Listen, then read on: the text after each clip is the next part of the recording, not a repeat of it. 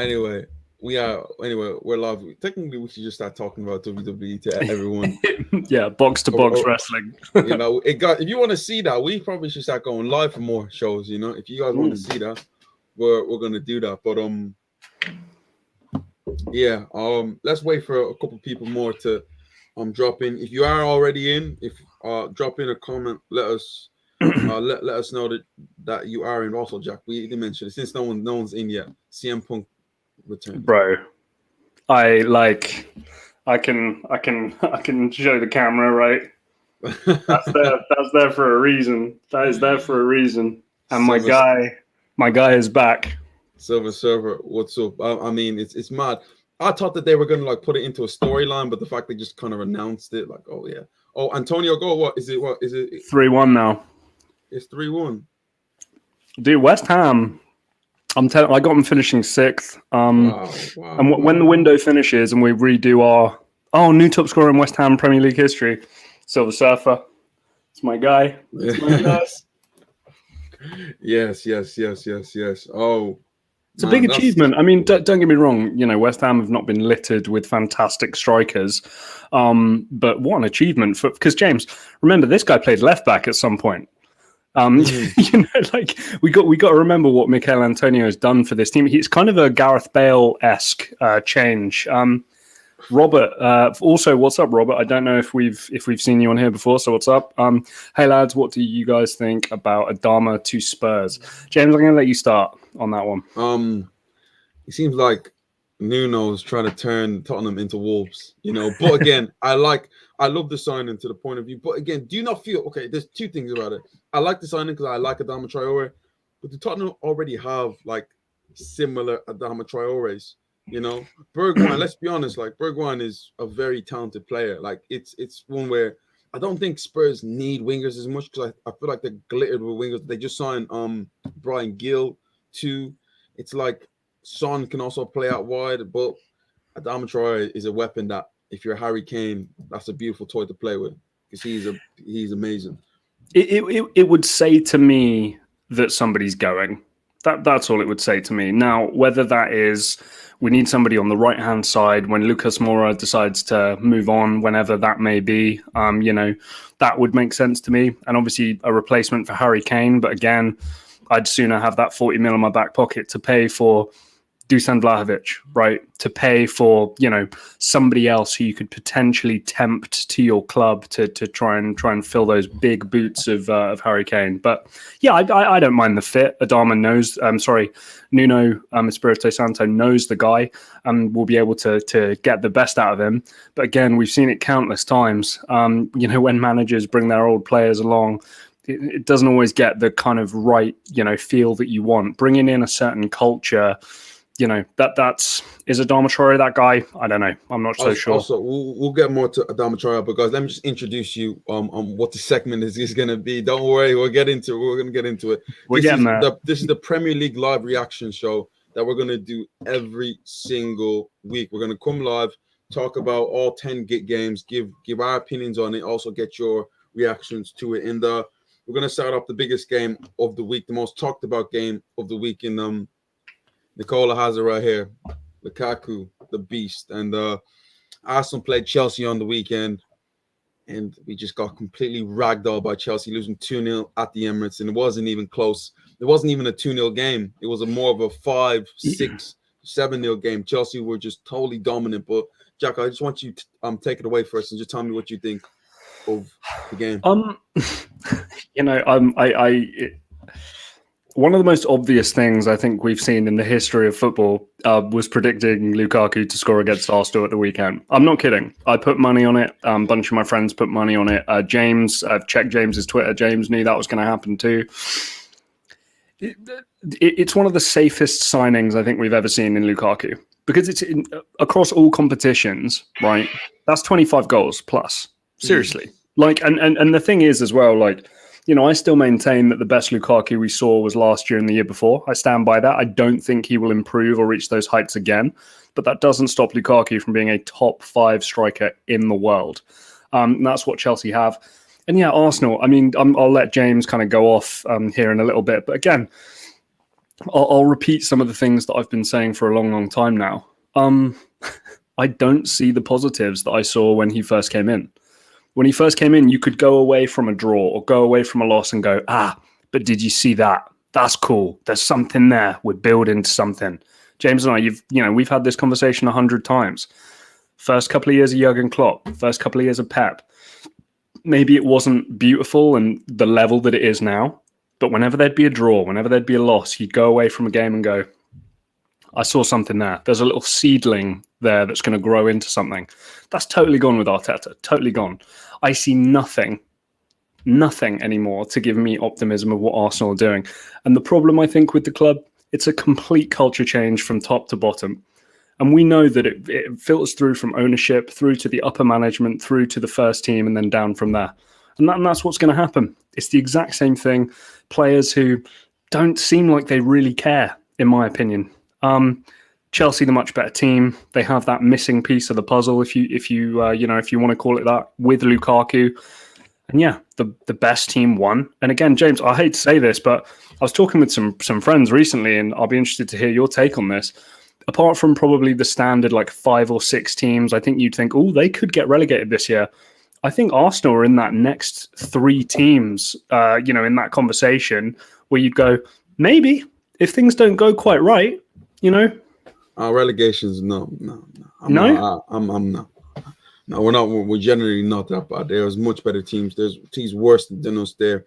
But first of all, West Ham are 4-1 up. Antonio gets a second. Wow. They did get a man sent off Leicester. But let's talk about the game. So let me analyze the game from what I've seen in the game. Arsenal started off well. First 10 minutes. Good shot from Emile Smith-Rowe, and I'm thinking, okay, decent. And then Chelsea grabbed hold of the game. The one thing that I noticed from that game very much so is that Arteta was scared. And he's seen and he remembered what Chelsea did to us in a preseason game. If you guys remember, and I don't know if you guys have watched the game, all Chelsea did was Arsenal would press, center back would let's say center back would follow the striker in, one ball over the top every single time with a high line. Chelsea were in every single time. Timo Werner. The fact that it was Timo Werner on the end of them, that was the reason why the game was 2-1. Guaranteed goal kick. But today it was quite weird. If you are going to press, Jack, you need to play a high line. You cannot have a one where you sit back and press, because what's going to happen? It's just going to be acres of space left. And that's what happened. 5 players would go for Arsenal and press, and that would leave space for Timo Werner. Not Timo Werner, Kai Havertz, Mason Mount, and especially Romelu Lukaku. And all Chelsea would do was rather play balls into the half spaces where Mason Mount and Kai Havertz were in acres of 2, or they would play the ball into Lukaku's feet. Now, that also brings me on to Pablo Mari. Now, Jack, I don't know if you guys know, but I have a coaching company, AGM Elite Coaching. I don't know, guys, if you can see it here. Other side. Yeah, other side. Other side. Yeah, AGM Elite Coaching. That's mine. But I tweeted out a video of Lukaku with Jamie Carragher, and this was before Monday Night Football, and Lukaku was talking about how if he pins you, for Everton. This was when he was for Everton, and he said that if he pins you down as a defender, it's finished for you. It's done. And he said that to him. And the interesting thing about it, they played Burnley a few days later, and I think the Burnley player Keane at the time, he now plays for Everton, did the exact same thing. Got tied to him, got rolled. Lukaku scores. Right. Pablo Mari should have done his research, or someone should have told him, do not get tight to Romelu Lukaku, because he will rip your heart out. And every single time he gets tight, he pins him down. I'm thinking, what do you expect is going to happen? But I think it's both. I think it's both, James. I agree with you. I think Pablo Mari, once he's being given his instructions as to what to do, he needs to go, well, hang on a minute. Isn't this guy like a top 5 striker in the world? And as a centre-back, I probably don't even enter the top 100. Don't we think that I could do with some support here? Or how am I supposed to be handling this? But James, I would also say to you, sometimes football's not as difficult as people make out. It's not. What you need to do is nullify your opponent's biggest threats. Now, no disrespect to Kai Havertz, Mason Mount, Timo Werner, but the moment Romelu Lukaku signs for your football team, I don't care which team it is, that is probably going to be the biggest threat on that pitch. You're leaving Pablo Mari 9 times out of 10 in a one-on-one situation with Romelu Lukaku. He can do whatever he wants. So to me, I'm critical of the coaching staff, Mikel Arteta, for not preparing a game plan a little bit better. But I'm also critical of Mari for not holding his hand up and going, hey, I'm Pablo Mari. We're not out here like Virgil van Dijk, who can potentially deal with Lukaku. I'm going to need some help. Thank you. But there's different ways to look at it. Okay, there's only probably one defender in the Premier League that can deal with Lukaku when he pins you down. That's Virgil van Dijk, and even then, he'll struggle. Smart defenders then don't get tight to him. Yeah, you create a bit of space, and when the ball comes into him, you nip in. Yeah, but he decides to get tight to him, and you get tight to him, you can't get around him in that situation. Secondly, I also know that Chelsea want to play the ball into him. Why don't we just screen off the space and stop the ball coming into Lukaku? So many different problems there. And then the fact that Chelsea play wing backs in there. Tierney was frightened the fact that Pablo Mari was getting killed, and like he kept on tucking in, left space out wide for James. Playing a 10 made no sense. None. Absolutely none. Absolutely none. I know Kante didn't play, and you might go, oh, maybe Smith Rowe can kind of find some space in there. But having him play made absolutely no sense. None whatsoever. But again, I can point at Arsenal and talk about this and that, but Chelsea were brilliant. Lukaku, that was generally one of the best striker performances, or might be the best striker performances I've seen in the last 5 years. From point of view of a pure striker, not a false nine, not a striker dropping in. This is just a vocal point. We hit it up to you, you hold it, you spin in behind. It was sensational. And Chelsea are looking like a side that you talk about Man City, we talk about Liverpool. They are going to be up there now, Jack. You know, you weren't quite convinced with Lukaku to the point of view how Chelsea would adapt to his way, but it just shows you a player of that quality that can do anything. Well, again, I think that the problem with having Lukaku as a by himself number 9 is you know what's going to happen, and the better teams will be able to play around that.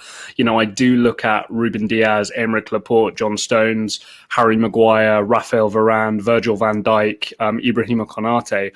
I do think that the better teams, the better centre-back pairings and the better central midfielders will be able to somewhat see through what Chelsea will do when they play as a single striker. And Lukaku doesn't necessarily have the support required going forward when he has a partner.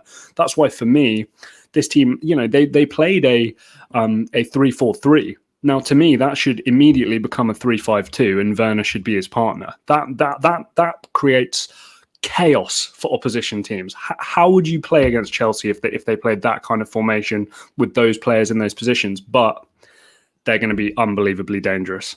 Unbelievably dangerous. That's a top 4 guaranteed team in my book. Oh, listen. First of all, guys, if you have any comments about this game, we'll get on to the rest of the games in a minute. But again, have any comments? Leave it down below. But not only that for Chelsea was the strength in depth. So they take off Kai Havertz, they take off Mason Mount, they bring on Hakan Ziyech, Timo Werner, and N'Golo Kante. Jack, that is scary. The strength and depth of that bench is ridiculous. And think that there's still players coming back. It's like, seriously, you know. Kurt Zuma potentially on the way out. I think Jules Koundé potentially coming in as well.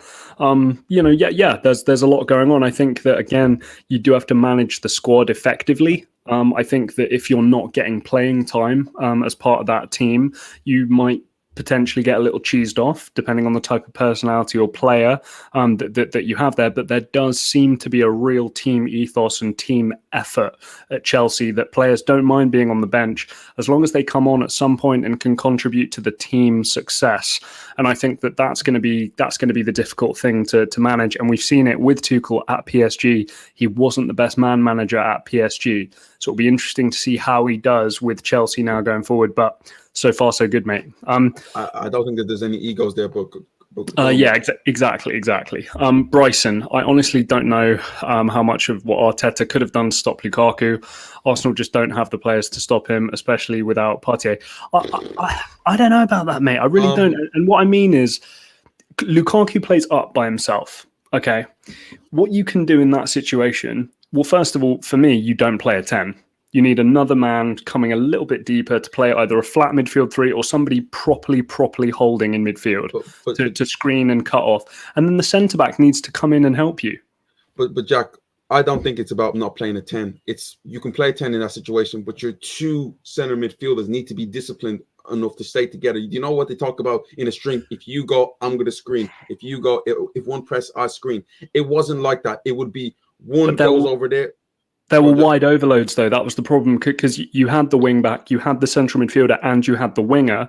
And in that situation, once your winger was beat, it was full back and then dragging over a central midfielder. And then there's a huge overload in the centre and on the other side. That's what I think we found with Kieran Tierney, because he was kind of like, well, I want to be in this good position here, but I realise now that because so-and-so's been sucked over and the other central mid's been sucked over, quite rightly so, it was just a tactical mismatch, in my opinion. Arteta got it totally wrong.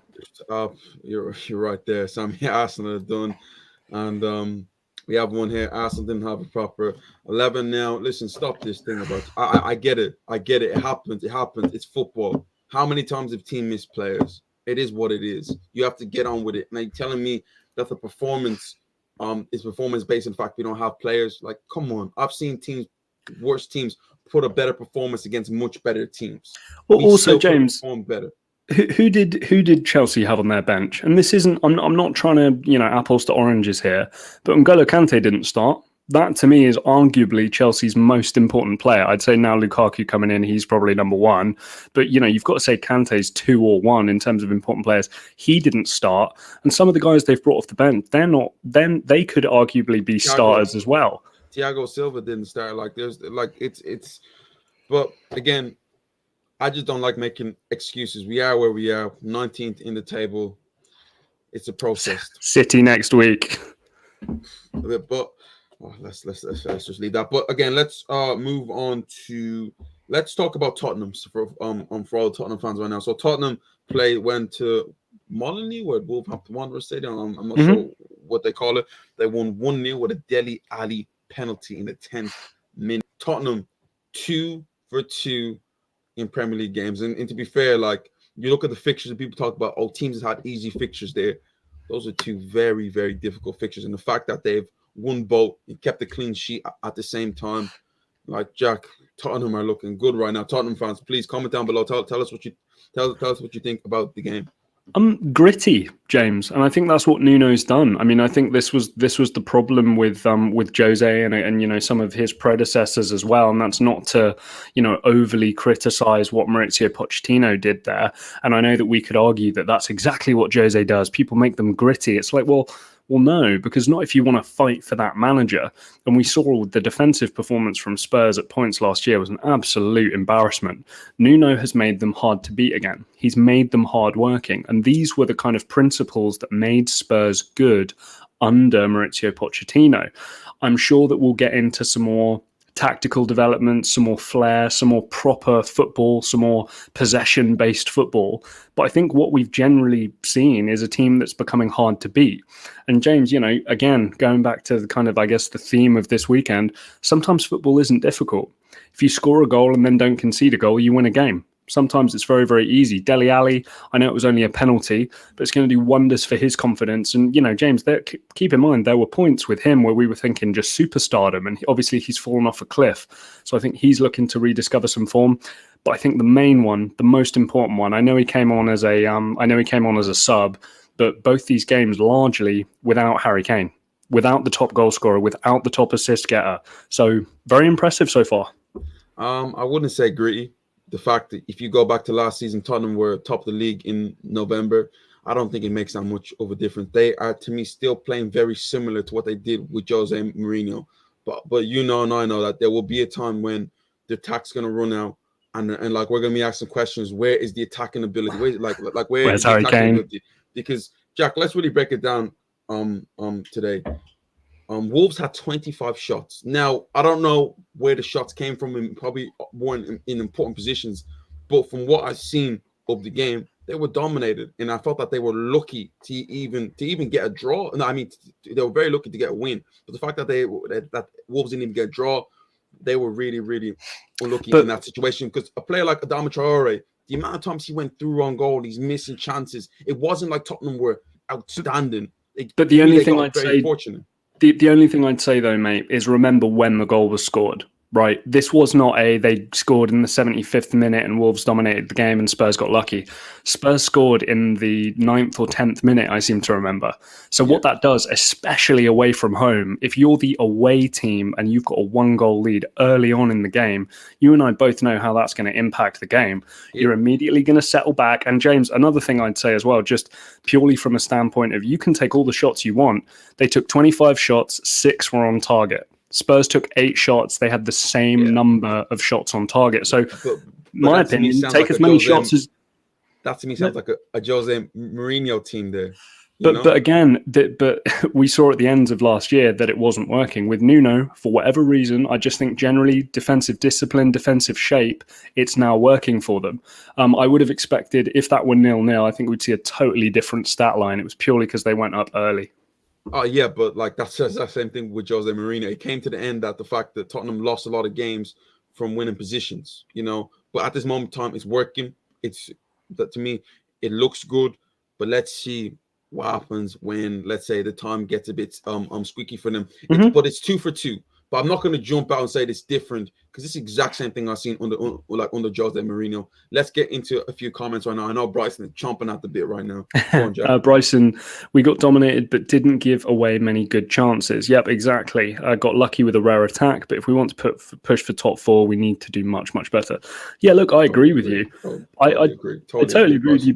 But the thing is, Bryson, again, I think the whole point is if you look at where I think you realistically would be this year, which is probably anywhere between 7th and 9th, 6th and 9th, somewhere in that ballpark.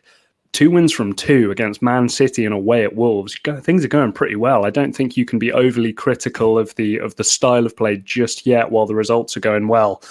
Silver Surfer, Nuno has certainly fixed the defence for now, but the attack and midfield is non-existent. Yeah, but I think that will come. I do think that will come. I really do. Mo Easy, I believe that is. They're great results. We still need players at right back and a centre back. We also did this without Kane. Looking forward to having him back. I still, James, I don't know about you. I still think Doherty. I think we might see vast improvements from him. He's under a coach who knows him, and Doherty played his best football under Nuno. So I'm hoping that maybe he'll start playing really good football, and then Spurs fans might go, actually, we don't need a right back. But I don't know. Bryson, Wolves had 25 shots, but I know XG is a weird stat. Only one of those had an XG over 0.1. Yeah, exactly. And that's my point. I don't mind being the manager of a team who shoots all day if you're never really going to actually score. That's fine. Try your rate is Vinicius with a gym membership. Nice to see you, Sammy.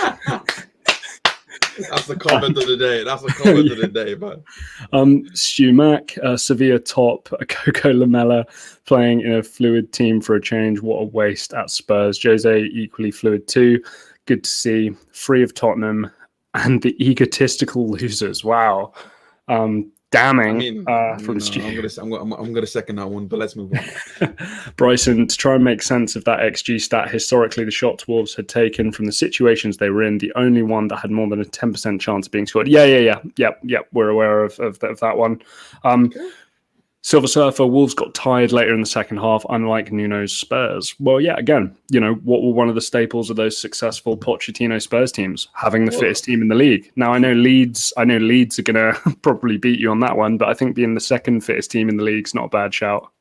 But the fact that Tottenham's had such a good preseason for a point of view fitness-wise, because I'm surrounded by a lot of Spurs fans, I hear a lot from them, and they tell me a lot. And the fact Nuno has the team playing well, especially in training, it's good harmony there. And fitness-wise, you could say that they're one of the fittest teams. The fact that they played Chelsea in pre-season and Arsenal in pre-season, not too many teams got to do that. They also played other Premier League teams too, so they've had a strong pre-season compared to everyone else who is still getting to that point.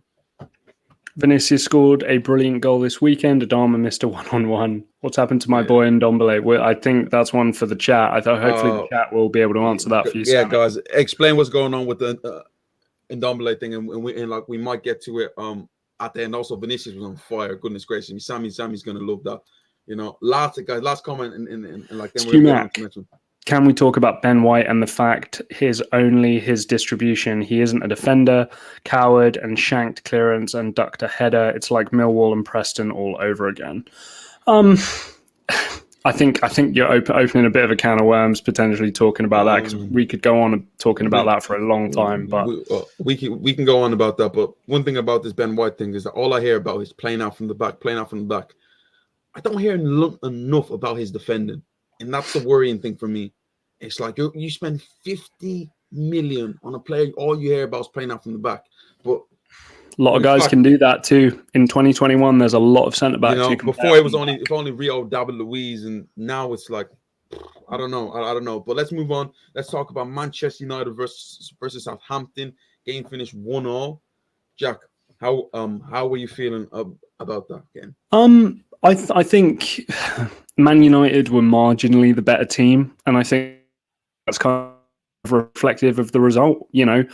Southampton's goal shouldn't have been a goal. It was a foul. I don't think it was the most egregious foul I've ever seen, but in my opinion, it was a foul. So to me, 1-0 Man United should have been the right result. But for a Southampton team that, James, I think I have finishing like 19th this year in my preseason table predictor, a team like Manchester United, who will be having aspirations for winning the thing, should be winning this game simple.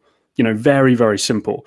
But yeah, I mean, one that VAR should have probably had a look at but overturned, but that's life. We know that there's a little bit more lenience in the results right now, and on the day, Manchester United didn't have enough about them to score more than one goal, and that cost them.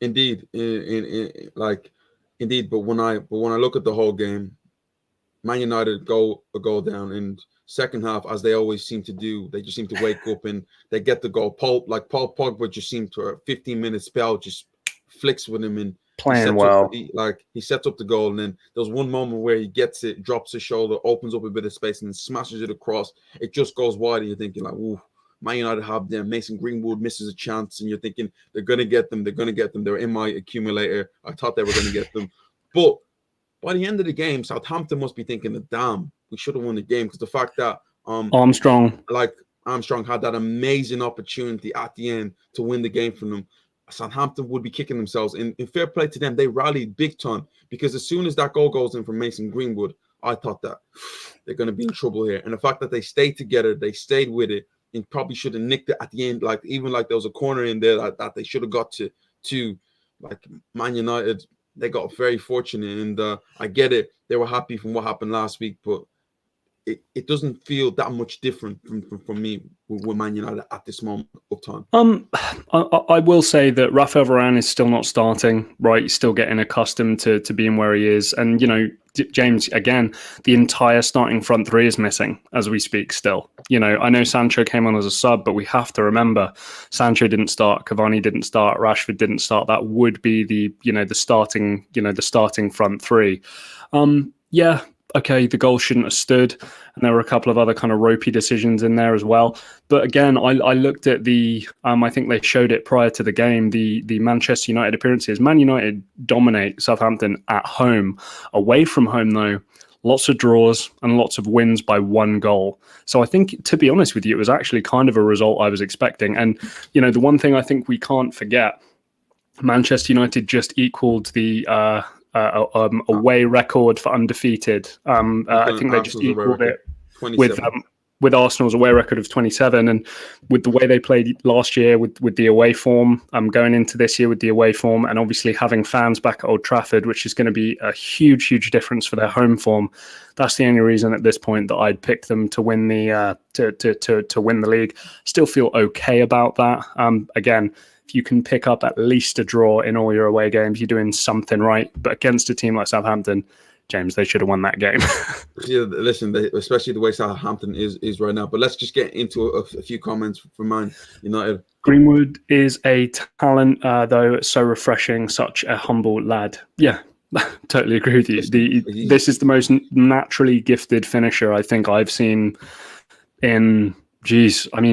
maybe over 10 years. Seriously, I really do believe that he's that kind of player. And I'll be honest with you, I made the comment about Cavani being the starting number 9. The way he's been playing, especially through the middle, and I think, James, in that game, actually, we saw that Greenwood was playing out wide Then when the change was made to have Martial go through as striker, that's when they actually, Greenwood started playing as striker. That's when they actually started playing well. I've said this. I've said this before. I've said this on a number of occasions. Greenwood's upside is the highest out of all the England players, over Phil Foden, over Jack Grealish. This guy can generally be one of the best strikers in the world. His ability is immense. Just look what he's doing for Man United right now. Makes such a difference. And you mentioned him, Anthony Martial. Looks like it's over for him. Yeah, it looks like it's over for him. I'm the biggest Anthony Martial fan, but I'm just not sure. You know, if he wants to come over to Arsenal, we'll welcome you. We'll definitely welcome you. Let's get into a few more comments, Jack. Can we please talk about Harry Maguire and his curtsy? Jesus. Silver Surfer, the new refereeing has hurt Man United. No more easy penalties and dives. Ollie called it rugby, not football. I disagree with that, because I think that there is still going to be the same amount of pressure and nitpickingness in the box.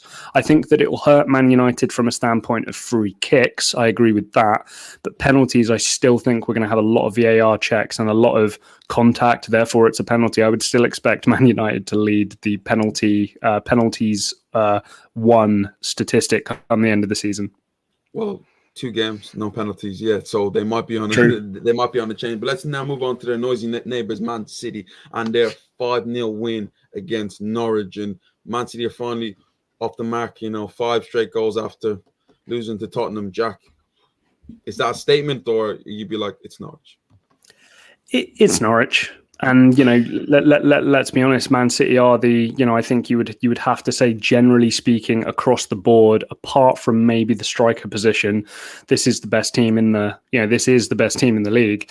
It just depends if they have the focus, determination, willpower, motivation, all those kinds of words to go again and win again. It's the only thing I question with them. Yeah, it's Norwich. It's Pep Guardiola. It's it's the boys. So I'm not surprised by the result at all. And I think that James, you've coached before, managed as well a little bit. This is not a game that you look at in your schedule if you're Daniel Farke and go, okay, boys, we're going to try and sneak a draw there, or we're going to try and get a win there. That's basically game. But what did you think? Again, it was a proper Man City type game, a team with not that much quality coming to the Etihad Stadium. As soon as the first goal goes in for Man City, it's done. You can't let them score early. You just can't. Trust me. And I thought it would maybe rule off for offside, because no way the lines are a little bit. They're going to stop the thickness of the lines now. Just the fact that Man City got the first one, it just totally killed Norwich. And Norwich just looks like a team to me that's going to be on their way down. I get it. It's 2 very tough teams, but Norwich are the biggest yo-yo club there. If you get them early, you should be happy. Right. To get them early, because you can kill them off anyway. But just a comment from Bryson, Jack.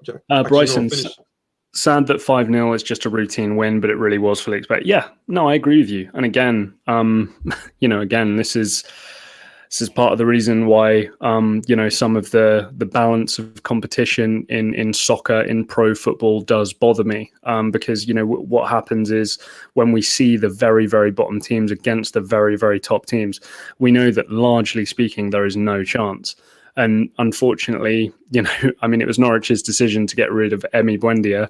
But even if Emi Buendia was part of that team, they'd have maybe lost 5-0 or 4-0 or maybe 5-1 if they were lucky, right? So it's still the same kind of result. And this is what City will do against the big teams, unless you can outlast them for maybe 60 minutes and then get lucky in the last 30. And Sammy says it there right now. Pep League football isn't matched, and just listen. Again, the Champions League, we can talk about that, but Pep Guardiola in league situations when his team are the best, it's just almost impossible to stop him. Yeah, and James, it's 10th league title in 3 different countries. Ridiculous. It's a marathon, not a sprint. We all know that. And I think that if you coach like Pep and you get that technical and tactical side of the game down, that stays. Your fitness can go up and down. Your knowledge within the game reaches a point and usually stays there. So I think once Pep gets his guys rolling, look out. It's just keeping them motivated. That's all. Stu, all the EPL bias. Real Madrid got played by Levante last night. Money can't buy class for lesser teams. Shit is on one today. He's on one today. We'll let Sammy respond to that one. Soccer and psychology. I'm a bit late. We talk about the Spurs game already. Yes, we did talk about the Spurs game already. I think, we were just talking about how it wasn't strictly the most beautiful performance ever, but it's 2 games against, two harder fixtures, you'd say, on the schedule, and it's 6 points. So I think that you can complain all you want about the style, but, and a clean sheet in there too, saying something. Guys, we'll go back in we'll get your comments at the end. So if you have any more talk about Roma as well, if you have anything, just leave your comments down there, and we're gonna pick from it. But let's go to Anfield, guys. Liverpool's 2-0 win against Burnley. Routine as ever, Jack. Liverpool 2 games, 2 clean sheets. Virgil van Dijk back. They got the striker scoring again. What do you have to say about Liverpool, Jack? It does feel like we're going to get more Jota, which is great. And we love, I love the fact that we're starting to see Firmino on the bench, we're starting to see maybe we'll have a game coming up where maybe Mane sits and somebody else can come in, or maybe Salah sits and somebody else comes in, just as a kind of nod to, we can't just keep doing the same thing over and over again. And I do think, Diogo Jota is going to be that guy, and he will be that catalyst and that breath of fresh air. I know he's been there now for 18 months as part of this team, maybe 12 months, 18 months, but I still think that might be enough to just re-energize this Liverpool team. And James, Virgil van Dijk's like a new signing. I talked about this with Nicolo Zaniolo, who got sent off last night. It's like a new signing. When somebody comes back off, especially arguably the best player in your team, comes back from a long-term injury, it feels like you've just broken your club's record spend on a player. That's what it will feel like to have Van Dijk back in the dressing room and back playing. And, we saw with his array of passing and, in one-on-one defending, forget about it. He's still that guy. I still don't think he'll rediscover the form that we saw from before, but just his presence, the relationship with the rest of the team, I think Liverpool are back. I don't know if they're champion level back, but I think they're definitely top 4 contender back now. We would top 4 is no question. His question is because Liverpool, when Liverpool are on it, not in points guaranteed, but Liverpool had 2 big signings, 2 massive signings today. That the first one, obviously, having Virgil van Dijk back, amazing new signing, and to me, the biggest sign of all, the Anfield crowd back. That huge. Makes just such a big difference to this team. You're not going to see them lose 5 straight games straight away at Anfield. And the fact that Jota is almost like a lesser version of Salah, but he makes a huge difference. In Virgil van Dijk, it's not just the fact that he brings Liverpool 5-10 yards further, and then also in with that reason they can also press, but also the way he distributes the ball, Jack, receiving the ball deep in that 40-yard, 60-yard diag left. I was about to say his medium and long distance passing is such an underrated skill of his. Jack, he might be the best defender at doing that. Generally, the amount of times he's doing it into Mo Salah's feet, into Sadio Mane, balls over the top. Trent, don't get it. Trent is probably the best long distance passer in the club, but Virgil will rival him when it comes to that. He is so pinpoint. Tsimikas looked good too, by the way. The guy deputizing for Robertson. He looked amazing. I can't even lie. But again, I will nod again, and I must, give this guy his flowers, while we still have. He was also man of the match too, since the pass was. But again, it's just another reason why, for me, we do need to give the man his flowers while we still have him in our league after his laser eye surgery. But Jurgen Klopp, I think that we see countless times these new players can just come in and they just do the job effectively well. Whether it's good recruitment, good coaching, good, you name it. The tactical setup, usually whenever another player comes in, even when we saw 2 central midfielders playing at centre-back at points last season, the drop-off from Liverpool was not really even that bad. And, all credit to Jurgen Klopp and his ability to manage a football team. Bryson Coburn, Liverpool 2-0 Burnley next. Just a basic expected result. I'll be interested to see how Liverpool play when a more difficult game comes up. Yeah, look, I agree with you. And, there's a reason why we haven't talked about Burnley. We know what Burnley are. Burnley aren't going to surprise anybody. Burnley aren't going to win the league or make a European spot. We know exactly what Burnley are. But You know, we know why that is. We know the environment, and yeah, we're just going to talk about Liverpool probably. I just thought about this in my head. In my opinion, this is the last real dance for this Liverpool squad as a whole. I feel like next season you're going to see major changes. You know, because this team has been around for a while now, Jack. You know, Same faces, since 2007. You know, 2008, 2017, 18. But guys, let's just run through a few more fixtures that like we can talk about. Aston Villa versus Newcastle. Aston Villa winning 2-0. Danny Ings, just an incredible overhead kick again. Yeah, absolutely killing it. At this moment in time, Crystal Palace getting their first point of the season, having a draw against Brentford. Patrick Vieira finally off the mark for them. It's interesting to see how they do. Leeds versus Everton. Rooting for them, James. Rooting for Palace. Yeah, same big time. Yep. Rooting for Palace. Leeds, Everton. 2-2. Leeds just would not go away. Twice coming from behind. They're just that sort of team, especially with the Ellen Road crowd back. Best team to watch in the league. You know, seriously, if you said I could have a season ticket and, you know, teleportation travel to one game each week in the Premier League, it would be Leeds, because you're never going to go away unhappy. It would blow me away if Leeds have any 0-0s this year. You know, we're going to see them get beat, or we're going to see a really entertaining game where there's a draw, or we're going to see them win with flashy, cool football. And I love that. Brighton beat Watford 2-0, goals from Shane Duffy and Mopé, and the fact that Basuma was also named man of the match. You're looking at Arsenal right now, like the fact that we chose 50 million Ben White when we could have got Basuma. Dude, he's a player. He's a player. You know? He's one of those guys too, where I think, you know, he'll be in a. I think I put this on Twitter. 12 months, 18 months, I would fully expect him to be a part of a, you know, a top 4, top 5, top 6 side.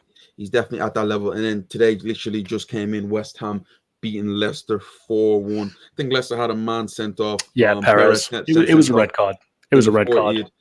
In the 14th minute. Now, guys, if you have any other comments about the Premier League or even Serie A, we're going to stay on for a few more minutes. Guys, get your comments in right now, and we'll be happy to answer.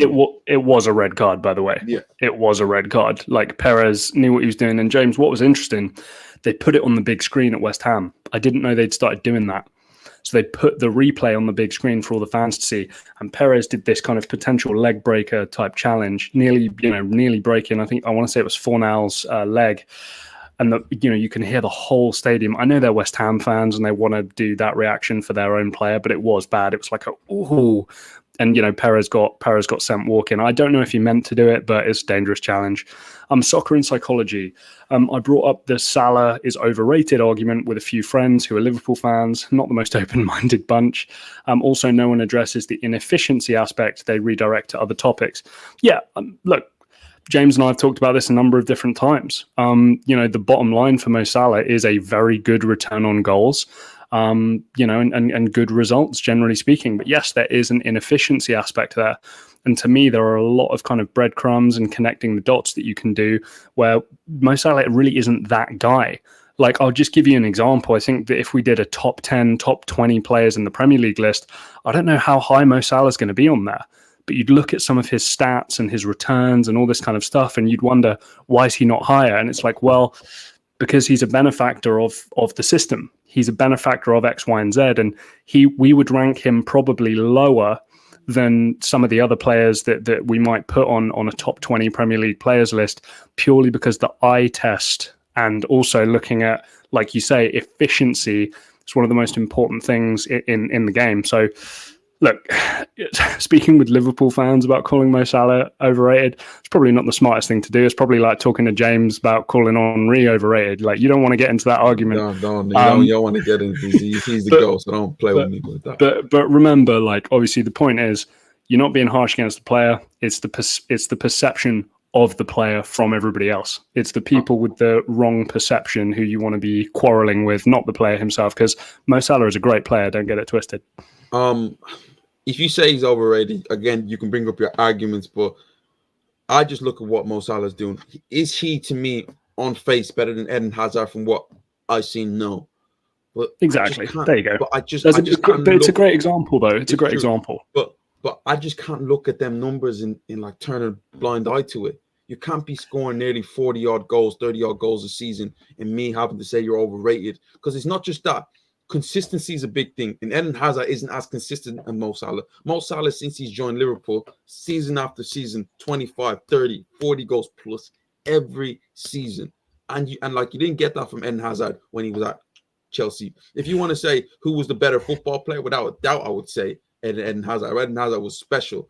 But James, what Mo Salah's doing, we've seen somebody like Ciro Immobile outscore countless great strikers, and I guarantee you that you and I would both say that those great strikers are still better than Ciro Immobile, even though Immobile has more goals, has more assists, and it's because you apply the context to the situation and you go, here's why. The return is good, fine, blah, blah, blah, but here's why he gets all those goals. Here's why he gets all those assists. That's why I don't rate him as highly as Lukaku, as blah, blah, blah, whatever, you know.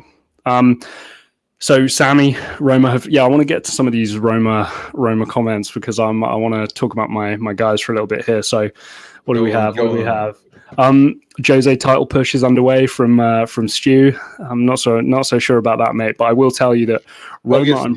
Wait, Jack. We need to get into this comment right now from soccer and psychology because I want to talk about this. Soccer and psychology regarding the Roma game. Was that an offside for the first goal or no? Seemed like a lot of penalties overall. Thoughts on Tammy's performances? Okay, first of all, Tammy's performance was unreal. He got the goalkeeper sent off and he got 2 assists. He worked his ass off. I think Tammy, in the whole of last year, got 1 assist. He got 2 in his first game, led the line beautifully. Tammy Abraham, I still stand by this, will score 20 goals this year, might get 10 assists this year. The guy's going to be special. And Jose, especially with some of his substitutions, he put some of the guys on the bench on notice. I think Roma may still get rid of another 4 or 5 players until the end of this transfer window and bring in a couple. Dennis Zakaria from Borussia Mönchengladbach, I'm hoping to welcome as a Roma player soon. Go ahead, James. Jack, the consistency of these Italian referees is awful. It is awful to the point, like, forget about the offside. Even if he was offside, the fact that there was 3 recovering defenders makes it not a red card, and you can clearly see that. Yeah, the contact was minimal too. Like if I was officiating the game, it's probably a yellow because it's kind of reckless. He doesn't get the ball. He does make contact, but a red card. But Jack, also look at it. Jack, look at the touch. Is it the touch towards goal or away from goal? Also on Tammy's left foot on the left side of the pitch, I don't think so. Even like Zaniolo's second yellow card. Yeah, I'm sorry. How could this, Jack? Come on. I agree. But James, Roma have had a guy sent off in every single game that Jose has managed, pre-season or not. Right, we won against Fiorentina. Okay, it's at the Olimpico, but Fiorentina at the end of last year were one of those teams who I genuinely believed were better than Roma, in a better position than Roma were in. Seriously. So to win 3-1, I know it was a bit of a weird game. And then again, to see the subs that Jose used compared to some of the ones he could have used sends a very strong message. And this is one of the things, mate. Jose can do this. Paulo Fonseca kind of just had to keep everybody happy, try and put a brave face on everything, just do as he's told, be that professional and that he was. Jose does not give a damn. There were some central midfielders on the subs bench who were probably thinking they would come on, but I think Eduardo Bove comes on. And you're like, who the hell's this guy? And it's some Primavera player who we haven't really seen much of, who Jose must just be like, go on, kid, because these chumps are going to be sold soon. And I give Jose a lot of credit for that. Mkhitaryan looked good. Pellegrini obviously looks great. Ibanez, Mancini as a duo. I'm here for it. Roma looking good. I think top 4. I honestly don't think top 4 is too much of a stretch. Seriously. Maybe depending on what the league is like, maybe a title push. Now, guys, if you have any comments about anything, please comment down below. Jack, also let's get into this right now, since we might cover it in a video. But Cristiano Ronaldo asked to be on the bench for Juventus. Well done for remembering. On the weekend, in their game against Udinese, which they ended up taking a 2-goal lead in the Blues, and this Ronaldo actually came off the bench and scored the 90th minute winner. It didn't look offside either. And this is what I'm saying about these Italian lines, Jack. He was clearly onside there. I'm not having this. What are they doing? He was clearly onside. The goal was ruled out. But what's going on with this Ronaldo thing, Jack? firstly, I'll take a Juve draw to Udinese all day, so that's cool by me. Also, secondly, this might be weird, but I've seen a few links of Ronaldo to Tottenham. And if you're a Tottenham fan right now, Cristiano Ronaldo, would you take Tottenham? There's no way. If Ronaldo's on his deathbed, I don't think that's going to happen. So I think here's the thing, right? Like, and I'll ask you, James. These are kind of rhetorical questions, but I do want an answer for you. You're Cristiano Ronaldo. You're this age. What do you want from this year? What do you want? You want to win. You want to win Champions League. You want to win titles, right? Do you care, with no real competitors, about winning Coppa Italia and winning Serie A? No. So, are this Juve squad in a position where they're going to win the Champions League? If we're being honest. They have a chance. I think you never know. They have a chance, but it's not a great chance. If you put them, if you were a bookies, right? You put PSG number 1, maybe Man City number 2. I don't know, Chelsea 3, Liverpool 4, whatever. Like, and then you slowly get Bayern, maybe somewhere in there. Where do Juve land? 7th. Yeah. So I think what Cristiano is trying to do for himself, first of all, I think he's looking at number 30 in Paris Saint-Germain and going, that mother effer's just taken some of my limelight. I'm not happy about that. So I think he wants a big move, and he wants people to talk about him. And I also think that he wants to be in a position where he can win a Champions League. Now, I would assume personally that behind the scenes there's something going on with Pogba one way and Ronaldo the other way. That is what I would imagine the discussions are happening right now, that Ronaldo can be that final piece for that Manchester United coming home, blah, blah, blah, quote unquote, biggest, most global club in the world, all this money to be made, and more of a chance of winning a Champions League than Juventus. That's what I would imagine the conversation is. If you're Man United, I don't think that's the craziest thing in the world to do. Neither do I, James. Like sign Ronaldo, play him as a striker. You tell me this guy ain't going to bag goals. I'm like, why not? Also, James, in the Fabrizio Romano live stream that we saw a day later, I think earlier today actually, Eduardo Camavinga, his price has just been lowered because he knows, everybody knows he's not going to sign an extension at Rennes. He's in his last year, 35 million euros. So Manchester United, it definitely opens them up to potentially sign Camavinga as a replacement. Maybe Donny van de Beek plays some more football, who knows? And then you've got Ronaldo in that number 9 spot, right? So, look, I think that the state of play at the moment, Juventus, with no offer, he doesn't go anywhere. And Ronaldo knows that. With no offer, he doesn't want to go anywhere. I think this is his way of manipulating the market to try and get maybe even a Man City to put a little bit of a bid in to get him out of the contract. And Juventus, publicly they wouldn't say this, but behind the scenes, they want his wages off the wage bill. They want it off the wage bill so badly because, these Italian teams aren't in great shape. Just a few more comments here, and I'm going to call it. So Silver Surfer. So what I like to do, mate, is prior to actually watching teams play, I like to give my prediction, which was my Premier League table prediction, which I did. Please go check that out, guys. After the transfer window, I'm going to try and rope James into doing one with me as well. We're going to do a final Premier League table. And the reason why I do two, like a 1.0 and a 2.0 table prediction, is because, yeah, guys, shock horror. If Harry Kane goes to Man City, there might be a change at who I think is going to win the league. If Cristiano Ronaldo goes to Liverpool, there might be a change as to, of some of the positions on the table. So the transfer window means a lot, and we know how much activity there can be at the end. So I will be changing my table, no doubt, even if they're just little changes. But we're just going to wait to see what the final few days of the transfer window have left in store. But yeah, hopefully I'll get James to do one as well. We'll see. We'll see how I'm feeling. Just a few more comments here. Bryson, there's a higher chance I switch from Spurs to Arsenal than Ronaldo come to Spurs. Look, I understand it, but it would be a good way if Kane left, having Ronaldo come in. I think Spurs fans might go, okay, I'll take that. This is an interesting one from Sammy here, Jack. Sammy, if City can't get Kane, Pep should put his ego aside and get CR7. Sammy, I agree with you, mate. Because you're guaranteed, in my opinion, you're guaranteed a Premier League if you bring Ronaldo in and he plays 9 for your team. And then Champions League, you have the greatest ever Champions League player playing for your team, who is a team really desperate to win a Champions League. So, look, Sammy, I agree with you. I don't know if Pep's going to do that, but I agree with you. But Jack, you look at the historical factor. Man United cling on to Ronaldo like this when it comes to fans wise. I don't think Ronaldo's going to disrespect the fans by joining their noisy neighbors. I don't think it's going to happen. But Pep has been talked about. Lewandowski, maybe, Kane. Man City are desperate for a striker because even Jesus doesn't even play striker anymore, Jack. Not really. The game against Norwich, it was Ferran Torres who played out as the vocal point, and Jesus played out wide. So it's quite weird. And even for Brazil, Jesus plays wide and Neymar plays up top. So it's quite weird what's going on with him. I think the biggest thing I would say to you guys to keep an eye on is what is of public record and what is of report, because those are two very, very different distinctions. Publicly, Ronaldo has not said that he wants to leave. He's not. The reports have said that, but he hasn't. So if a bid doesn't come in and a deal can't be worked out, Ronaldo, once the transfer window ends, will come out with a statement like, yeah, I was never going to leave. It's ridiculous.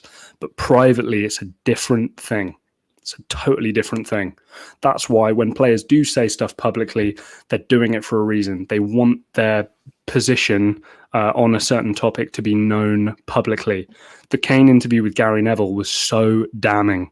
If these were all just reports that Kane wanted to leave, right, we'd all kind of go, yeah, maybe, but he loves the club. He's been there since blah, blah, blah. The fact he came out and publicly said it, we know it's the real deal. We know. Soccer and psychology. We're actually going to sort that out. Yeah, we're trying to. Because the fact that I'm busy during the day at times, Jack's busy during Jack's the day. Busy during the night.